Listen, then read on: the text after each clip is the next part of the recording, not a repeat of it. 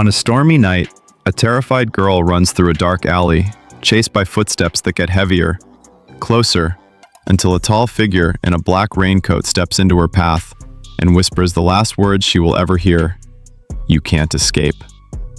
The rain pounded the rooftops like fists desperate for help. In this quiet, forgotten town, people feared the dark more than crime, because the dark had taken 6 girls in 3 months.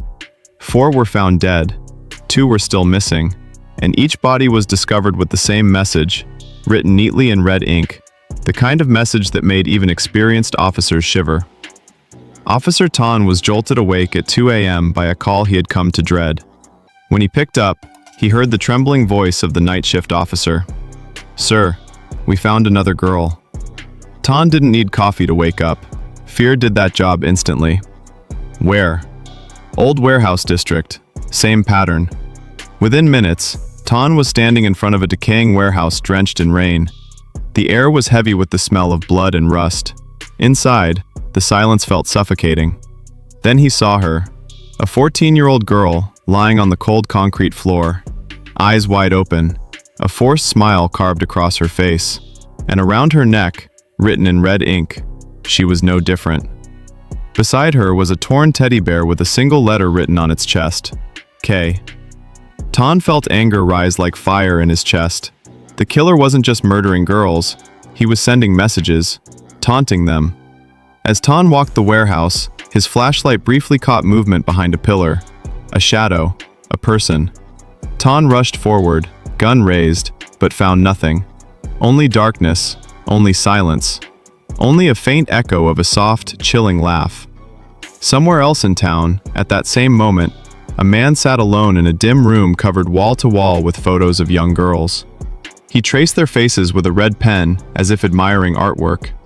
He whispered lovingly into the empty air, "Soon, they will understand why I do this." He lifted a photo of the dead girl and smiled. "And Officer Tan, you remember me, don't you?" The next day, investigators found faint fingerprints on the teddy bear, but none matched any database. No criminal record, no citizen record. It was like the killer didn't exist. Before Tan could think further, his phone rang. Unknown number. He answered. "This is Tan." A calm, deep voice spoke. "I heard you visited my gift." Tan froze. "Who is this?" The man laughed softly. "Someone you know, or knew." Tan signaled his team to trace the call. "You won't find me," the man said casually. "I'm using last night's girl's phone." Tan clenched his jaw. "What do you want?" "I want you to remember," the voice said. "Remember what you did to me." Tan's breath caught. "What are you talking about?" "You'll figure it out," the man said, "before the next one dies." The line went dead. That night, Tan arrived home exhausted, only to hear 3 slow knocks at his door. The same rhythm victims' families had reported before their daughters disappeared. Tan opened the door cautiously. No one. Only a small box. Inside was a fresh photo of another girl, alive, standing in front of a convenience store. Timestamp, taken today. On the back, K. The killer was choosing his next victim. Tan rushed to the convenience store. The cashier recognized the girl immediately. Yes, she was here earlier. A man came in after her. Black raincoat. Didn't buy anything. Tan stepped outside, scanning the dark street. Then he saw it. A teddy bear sitting on a bench, soaked in the rain. On it, left or right, Tan? Choose well. He found a pink ribbon tucked under its paw, fresh, scented with lavender. The girl was alive. He ran toward the abandoned park, following his instincts. The swings creaked in the wind. The air felt haunted. Then he heard it, a small cry. Behind a cluster of bushes, the girl from the photo curled into herself, shaking. "Don't come closer," she whimpered. "He said you would come." Tan knelt. "You're safe now." The girl trembled. He told me to stay here. He said if I ran, he'd hurt my sister." Tan's heart tightened. "Where is he?" "He left. Said he was going to greet his old friend." The girl handed Tan a piece of folded paper. "He told me to give you this." Tan unfolded it. Look behind you."